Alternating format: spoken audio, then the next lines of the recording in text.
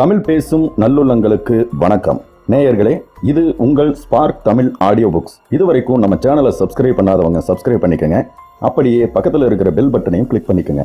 இந்த கதை நான் வாசிக்கிற விதம் இதெல்லாம் உங்களுக்கு பிடிச்சிருந்தா கதை கேட்கும் ஆர்வமுள்ள உங்கள் நண்பர்களுக்கு ஷேர் பண்ணுங்க, லைக் மற்றும் கமெண்ட் பண்ணுங்க. முன்னேற்றம் என்ற பெயரில் பழமையை மறந்து நவீனமாக மாறி வருகின்றன இன்றைய தமிழக மாவட்டங்கள். அந்த வகையில் வேகமாக முன்னேறி வரும் ஒரு மாவட்டம் தான் கொங்கு நகரம் கோவை. எனினும் பழமை மாறாத பல ஊர்கள் இன்னும் கோவையில் இருக்கத்தான் செய்கின்றன.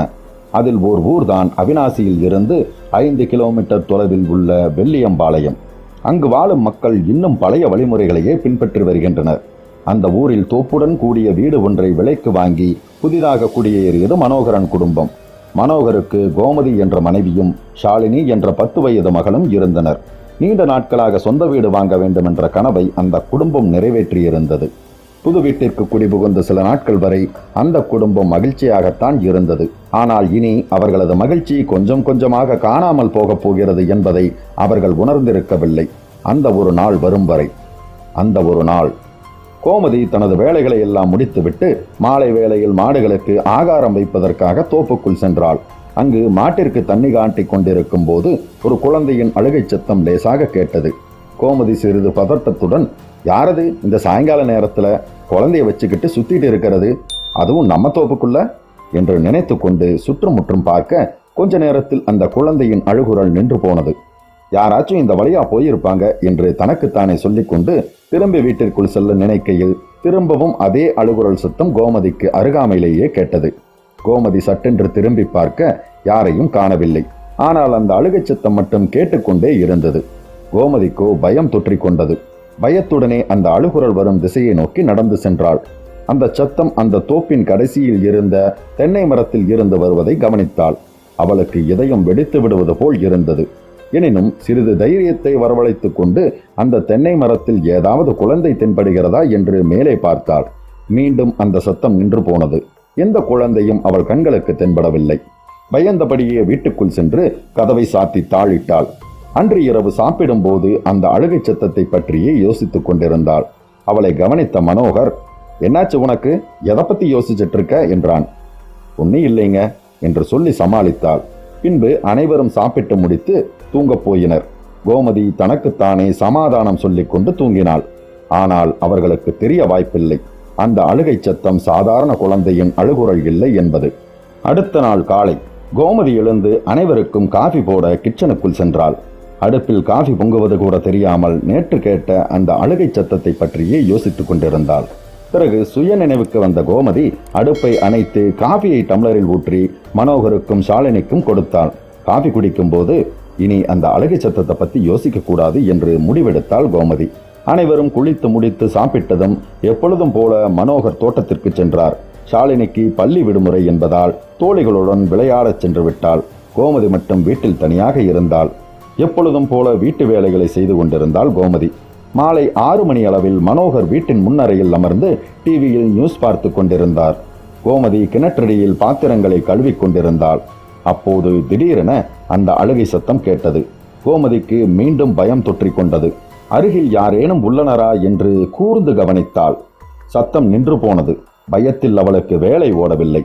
மீண்டும் அழுகை சத்தம் கேட்கிறதா என்று கவனித்து கேட்டுக்கொண்டிருந்தாள். மறுபடியும் அந்த அழுகை சத்தம் கேட்டது.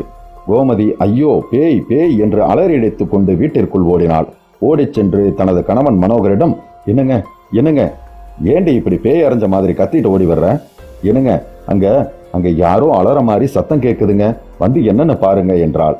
என்னடி சொல்ற, இங்க வந்து யாரடி அழப்போறா, பயமா இருக்குங்க, வந்து பாருங்க. சரி சரி பயப்படாதவா, போய் பார்க்கலாம். அவர்கள் இருவரும் வெளியில் வந்து பார்த்தனர். அங்கே வெளியில் எந்த சத்தமும் கேட்கவில்லை. மனோகர் கோமதியை முறைத்து கொண்டே, இங்க யாரையும் காணுமேடே. இல்லைங்க, எனக்கு கேட்டுச்சுங்க. எனக்கு எதுவும் கேட்கலையே. இல்லைங்க. சரி விடு, அந்த இந்த ஏதாச்சும் கத்தி இருக்கும், வா வீட்டுக்குள்ள போலாம் என்று சொல்லிவிட்டு வீட்டிற்குள் சென்று விட்டார் மனோகர். இந்த ஆளு சொல்ற மாதிரி ஆந்தான் கத்தி இருக்குமோ, எதுக்கும் இனிமே வீட்டுக்குள்ளாரையே எல்லா வேலையும் செஞ்சுக்கலாம் என்று தனக்குத்தானே முடிவெடுத்து கொண்டாள். அன்று அனைவரும் சாப்பிட்டு விட்டு நிம்மதியாக உறங்கினர். அடுத்த நாள் எப்போதும் போல அனைவரும் அவரவர் வேலைகளை பார்த்து கொண்டிருந்தனர். கோமதிக்கு அன்று வேலை பளு அதிகமாக இருந்ததால் அந்த அழுகை சத்தம் பற்றி சுத்தமாக மறந்து போயிருந்தாள். ஷாலினியின் தோழிகள் வெளியூருக்கு சென்று இருந்ததால் வீட்டின் பின்புறம் இருந்த தோப்புக்குள் விளையாடிக் கொண்டிருந்தாள். மாலை நேரமாகிவிட்டதால் கோமதி தன் மகள் ஷாலினியிடம், ஷாலுமா, சாயங்காலம் ஆயிடுச்சுமா, விளையாண்டது போதும், வீட்டுக்குள்ள வா. இன்னும் கொஞ்சம் நேரம்மா. சரி சரி, இருட்டுறதுக்குள்ள வீட்டுக்குள்ள வந்துடுமா. சரிம்மா, வந்துடுறேன் என்று சொல்லிவிட்டு பந்து விளையாடி கொண்டிருந்தாள் ஷாலினி. சிறிது நேரத்தில் தோப்பிற்குள் பந்து விளையாடி கொண்டிருந்த ஷாலினி சிறிது நேரத்தில் அம்மா அம்மா என்று அலறி எடுத்துக் கொண்டு வீட்டிற்குள் ஓடி வந்தாள். தன் செல்ல மகள் அலறுவதை கேட்ட கோமதி அவளை தேடி ஓடி வந்தாள். மனோகருக்கும் தன் மகள் கத்திய சத்தம் கேட்டதால் என்னாச்சு என்னாச்சு என்று கேட்டுக்கொண்டே ஓடி வந்தார். மனோகரும் கோமதியும் வந்து பார்த்தபோது ஷாலினிக்கு முகமெல்லாம் வியர்த்து கொட்டி அரண்டு போயிருந்தாள். தன் தந்தையை பார்த்த ஷாலினி அவரை கட்டிக்கொண்டு, அப்பா அப்பா அங்க என்று உளர, அங்க என்னம்மா, என்னாச்சு அங்க என்று பதட்டத்துடன் கேட்டாள் கோமதி. இருடி, அவ எதுக்கோ பயந்திருக்கா, அவ கொஞ்சம் நிதானமாகட்டும், அவளுக்கு கொஞ்சம் தண்ணி கொடு என்று அந்த பதட்டமான சூழ்நிலையை கட்டுக்குள் கொண்டு வர முயற்சித்துக் கொண்டிருந்தார் மனோகர். கோமதி ஷாலினிக்கு தண்ணீர் கொடுத்தாள். தண்ணீரை வாங்கி கொடுத்த ஷாலினி சிறிது பயம் தெளிந்தவளாய், அப்பா, நம்ம தோப்புல பால் விளையாடிட்டு இருந்தோம்ப்பா, அப்ப என்னம்மா ஆச்சு, பயப்படாம சொல்லு, அப்பா இருக்கேன்ல. அப்போ யாரோ அழற மாதிரி சத்தம் கேட்டுச்சு. நான் ஏதோ பாப்பா தான் அழுதுன்னு சுத்தி பார்த்தேன், ஆனா எந்த பாப்பாவையும் காணோம். அப்புறம் அந்த சத்தம் நின்று போச்சு. கொஞ்ச நேரம் கழிச்சு மறுபடியும் கேட்டுச்சுப்பா, எனக்கு பயம் வந்துருச்சு. அப்புறம் நான் வீட்டுக்குள்ளார ஓடி வந்துட்டேன்ப்பா என்று மூச்சு வாங்க அங்கு நடந்தவை அனைத்தையும் ஒன்றுமிடாமல் கூறினாள். ஷாலினி சொன்ன அனைத்தையும் பொறுமையாக கேட்டுக்கொண்டிருந்தார் மனோகர். கோமதிக்கு தான் கேட்ட அதே அழுகை சத்தம் தான் ஷாலினியும் கேட்டு இருக்கிறாள் என்பதை புரிந்து கொண்டாள். மனோகருக்கு உள்ளுக்குள் ஏதோ தவறாகப்பட்டது. எனினும் மகளின் பயத்தை போக்குவதற்காக, அதெல்லாம் ஒண்ணுமில்ல ஷாலுமா, ஆந்த தான் கத்தி இருக்குது, ஆந்த கத்துச்சுனா கூட அலற மாதிரி தான் இருக்கும் என்று கூறி சமாதானப்படுத்தினார். ஷாலினியும் சரிப்பா என்று கூறினாள். பின்பு அனைவரும் வீட்டிற்குள் சென்று சாப்பிட்டு முடித்து படுத்தனர். ஷாலினி படுத்ததும் உறங்கிவிட்டாள். ஷாலினி தூங்கியதும் கோமதி மனோகரிடம், என்னங்க, எனக்கு என்னமோ தப்பா படுதுங்க, அது ஆந்தையெல்லாம் இல்லைங்க. எனக்கும் அப்படித்தான் தோணுது கோமதி, ஆனாலும் எனக்கு ஒரு டவுட்டு, உங்களுக்கெல்லாம் கேட்குற அந்த அழுகை சத்தம் எனக்கு மட்டும் ஏன் கேட்க மாட்டேங்குது என்று அதை சொல்லி முடிப்பதற்குள் அந்த அழுகை சத்தம் கேட்டது. இரவு 10 மணி என்பதால் அழுகை சத்தம் தெளிவாகவே கேட்டது. கோமதிக்கு பயத்தில் உடம்பெல்லாம் நடுங்கியது. என்னங்க, மறுபடியும் அந்த சத்தம் கேட்குதுங்க. குரலில் நடுக்கம் தெரிந்தது. மனோகருக்கும் அந்த சத்தம் கேட்காமல் இல்லை. எனக்கும் தாண்டி கேட்குது, வா என்னன்னு போய் பார்க்கலாம். வேண்டாங்க, எனக்கு பயமா இருக்குது, நீங்களும் போகாதீங்க. அட, இவ ஒருத்தி, சரி நீ வராத, அது என்னன்னு நான் போய் பார்த்துட்டு வர்றேன். மனோகருக்கும் அந்த சத்தத்தை கேட்கும்போது பயமாகத்தான் இருந்தது. என்ன இருந்தாலும் வீட்டை காப்பாத்துற ஆம்பளையாச்சே, குடும்பத்தை காக்கும் பொறுப்பு உள்ளதே. அதனால ஒரு பெரிய டார்ச் லைட்டை ஒன்றை எடுத்துக்கொண்டு தோப்புக்குள் சென்றார். கோமதிக்கு பயம் இருந்தாலும் கணவனை தனியே அனுப்ப மனமின்றி அவர் பின்னாலேயே சென்றாள். மனோகர் தோப்புக்குள் செல்லும் போது அந்த சத்தம் மெதுவாக கேட்டது. கோமதி மனோகரிடம், ஏங்க, அந்த தென்னை மரத்தில் இருந்து தாங்க சத்தம் வருது. மனோகர் டார்ச் அடித்துக் கொண்டே அந்த கடைசி தென்னை மரத்தின் அருகில் சென்றார். தென்னையின் உச்சியில் லைட் அடித்தார். அந்த நேரம் பார்த்து ஒரு ஆந்தை விற்றென்று பறந்து சென்றது. முதலில் அது என்னவென்று சரியாக தெரியாததால் மனோகர் திடுக்கிட்டார். பின்பு ஆந்தைதான் என்று தெரிந்தவுடன் பயம் தெளிந்தார். கோமதியை பார்த்து, நான் தான் சொன்னனல்லடி, அது ஆந்தையாத்தான் இருக்குன்னு என்று சொல்லி முடிப்பதற்குள் மீண்டும் அந்த அழுகை சத்தம் பலமாக கேட்டது.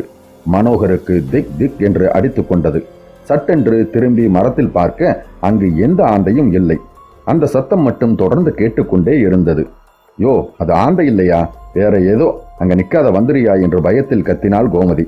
இருவரும் விழுந்தடித்து வீட்டிற்குள் ஓடினர். இருவரும் பயத்தில் அரண்டு போயிருந்தனர். நாளைக்கு முதல் வேலையா பூசாரிய போய் பார்க்கணும்னு இருவரும் பேசிக்கொண்டனர். அந்த பயத்திலும் இருவரும் தூங்கி போயினர். அடுத்த நாள் காலை ஒரு பெரிய சாமியாரை வரவழைத்தனர். அந்த சாமியார் அந்த தென்னை மரத்தை சுற்றி மஞ்சள் கயிறால் கட்டுக்கட்டினார். பின்பு ஒரு தென்னங்கன்றிற்கு பாலாபிஷேகம் செய்து மந்திர உச்சாரணைகள் செய்தார். சில பல பூஜைகள் செய்தார். பிறகு மனோகர் குடும்பத்தாரின் கைகளில் கயிறு மந்திரித்து கட்டினார். பிறகு அவர்களிடம், மனோகர், இனிமேல் உங்களுக்கு எந்த அழுகை சத்தமும் கேட்காது என்று கூறிவிட்டு பணத்தை பெற்றுக்கொண்டு சென்றார். அன்று முழுவதும் அவர்களுக்கு எந்த அழுகை சத்தமும் கேட்கவில்லை. எனினும் பின்னால் இருந்த தோப்பிற்குள் செல்ல பயப்பட்டனர். எந்த சத்தமும் கேட்காததால் அன்று இரவு மனோகரன் குடும்பம் நிம்மதியாக உறங்கியது. ஆனால் அடுத்த நாள் காலை 8 மணிக்கே அழுகை சத்தம் கேட்டது. வீட்டில் இருந்த அனைவரும் பயந்து போயினர். இந்த முறை அந்த அழுகை சத்தம் தொடர்ந்து பலமுறை கேட்டுக்கொண்டே இருந்தது. கூடவே ஏதோ சலசலப்பும் கேட்டது. மனோகரும் கோமதியும் சாமியார் கட்டிய கயிறு கையில் இருந்ததால் சிறிது தைரியத்தை வரவழைத்துக் கொண்டு தோப்பிற்குள் மெல்ல அடியெடுத்து வைத்து சென்றனர். அந்த தென்னை மரத்தை பார்க்க அதில் ஒரு கரிய உருவம் தெரிந்தது. இவர்கள் இருவரையும் பார்த்த அந்த கரிய உருவம் சடசடவென மரத்தில் இருந்து கீழே இறங்கி அவர்களை நோக்கி வந்தது. மனோகரும் கோமதியும் வாய் பிளந்து நின்றனர். அந்த உருவம் இவர்களை பார்த்து, சாமி, நான் தானுங்க மாடன். 4 நாளைக்கு முன்னாடி தேங்காய் போட வந்தப்போ என்ற செல்போன் தென்னை மட்டையிலேயே மறந்து வச்சுட்டு போயிட்டனுங்க. எந்த தோப்புல வச்சுன்னு தெரியாம 3 நாளா ஃபோன் போட்டு பார்த்து ஒவ்வொரு தோப்பா தேடிட்டு இருக்கணுங்க. கடைசியில பார்த்தா நம்ம தோப்புல தாங்க இருக்குது. மீண்டும் அழுகை சத்தம் கேட்டது. மாடன் அந்த போனை அட்டன் செய்து, தங்கம், நம்ம செல்போன் கிடைச்சிருச்சுமா, நம்ம கோமதி அம்மா வீட்டு தோப்புல இருந்துச்சுமா, சரி தங்கம் வந்துடுறேன் என்று போனை வைத்து விட்டு, சாமி, நான் கிளம்புறேனுங்க என்றான். மாடனையே வாய்ப்பிழந்து பார்த்து கொண்டிருந்தனர் மனோகரும் கோமதியும். மாடன் கிளம்பும் போது மனோகர் அவரிடம், மாடா, அந்த போனை எங்க வாங்கின? ஏனுங்க சாமி, சார்ஜ் நல்லா நிற்கும் போல என்றான். அன்பிற்கினிய நேயர்களே, உங்களுக்கு இந்த கதை பிடிச்சிருந்ததா? என்னோட குரல் மற்றும் கதை சொன்ன விதம் எப்படி இருந்ததுன்னு உங்களோட கருத்துக்களை தவறாம கமெண்ட் பாக்ஸில் கமெண்ட் பண்ணுங்க. மறக்காம ஒரு லைக்கும் தட்டி விடுங்க. அதோட உங்களை மாதிரியே கதையை விரும்பக்கூடிய உங்க நண்பர்களுக்கும் இந்த கதையை ஷேர் பண்ணுங்க. நீங்க ஒரு வேளை நம்ம சேனலை சப்ஸ்கிரைப் பண்ணாம இருந்தீங்கன்னா உடனே சப்ஸ்கிரைப் பண்ணிட்டு நோட்டிபிகேஷனையும் ஆன் பண்ணிக்கோங்க. கதை கேட்டுட்டு சப்ஸ்கிரைப் பண்ணாம போற நண்பர்களுக்கு ஒரு விஷயத்தை நான் சொல்லிக்க விரும்புறேன். ஒவ்வொரு ஆடியோ புக்கு பின்னாடியும் பல மணி நேர உழைப்பு இருக்கு. அந்த உழைப்புக்கான அங்கீகாரம் தான் நீங்க நம்ம சேனலை சப்ஸ்கிரைப் பண்றதும் உங்கள் லைக், ஷேர்ஸ் மற்றும் கமெண்ட். இது மட்டும்தாங்க. இந்த விஷயங்களை நீங்கள் ஏற்றுக்கிட்டீங்கன்னா கண்டிப்பாக சப்ஸ்கிரைப் பண்ணுவீங்கன்னு நான் நினைக்கிறேன். ஓகே, மற்றும் இன்னொரு அருமையான கதையோடு உங்களை நான் சந்திக்கிறேன். உங்களிடமிருந்து விடைபெறுவது உங்கள் கார்த்திகேயன்.